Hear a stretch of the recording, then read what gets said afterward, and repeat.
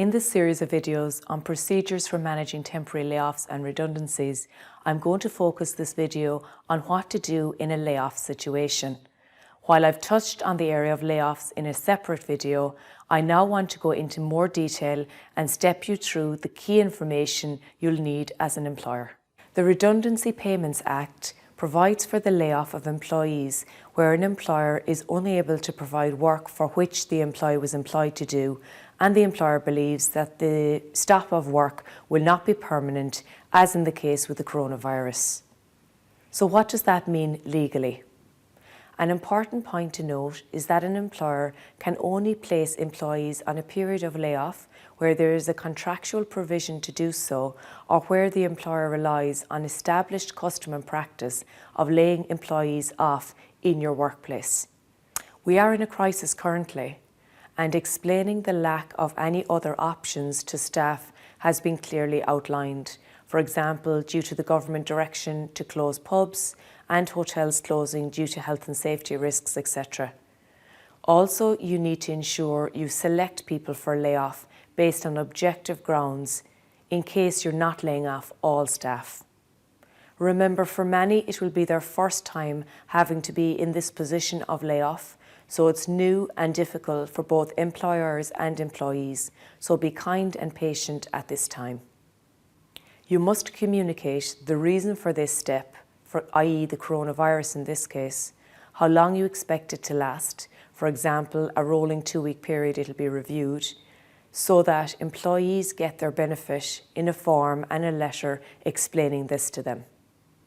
Also confirm that you will keep in touch with them during the time that they are out and set up a process of how you're going to do this.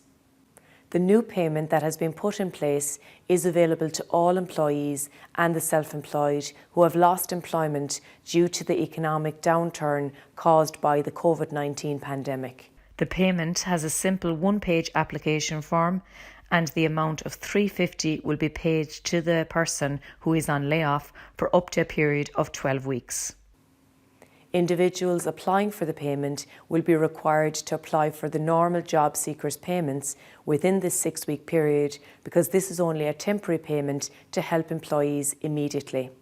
More information in relation to both job seekers benefit and job seekers allowance are available here.